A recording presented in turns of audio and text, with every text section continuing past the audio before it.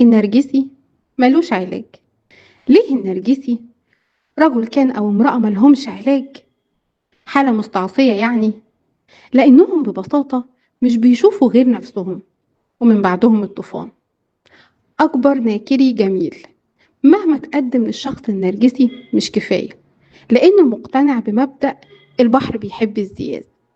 أساتذة في قلب الترابيزة، أي عيب فيه بيتحول فيك، ولو حاولت تعبر قدامه عن مشاعرك وأحزانك واحتياجاتك هيطلعك مجنون. مش بس كده، ومحتاج لعلاج وعلاج طويل كمان. وهو طبعا العاقل الرزين اللي الحياة ماشية بس علشان هو اللي ممشيها. ولو لا قدر الله كسب موقف أو مسك عليك غلطة في الحياة هيفضل يفكرك بيها طول العمر. غلطة واحدة معاه أو في حقه كفيلة تضيع سنين عمر بحالها، وطبعا هيشتكيك بيها لطوب الأرض ويطلع نفسه غلبان ومسكين وياما تحمل في عشرتك.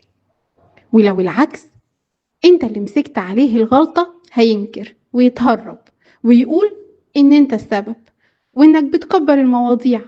للأسف معرفته نقط ضعف اللي قدامه بالنسبة له مفاتيح بيدمر بيها حياته. ولو النرجسي لا قدر الله شافك شخص قوي ومحبوب هيلعب على الثقة، وده طبعا عن طريق الانتقاد المستمر اللي بيدمر ثقتك بذاتك وبيحطم قدراتك. أما بقى لو شاف الناس بتحبك هيبعدك عنهم وهيقلل دايرة علاقاتك، ولما تبعد عنهم وتبقى لوحدك هيقولك إن محدش بيحبك، وطبعا بسبب عيوبك. النرجسي بيعشق الاهتمام من كل الناس، لكن هو بيهتم بس بالغرب. قد ايه بيكون لطيف وجدع وحنين ولذيذ معاهم، لكن دايرته القريبة واللي غالبا بتكون ضحية واحدة، لأن ضحية واحدة بالنسبة له تكفي، سواء بقى زوج، زوجة، ابن، بنت، بتشوف وقتها منه أبشع صورة.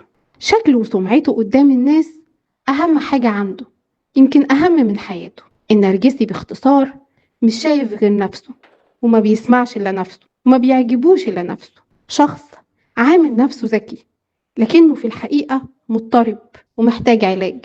طب إيه الحل؟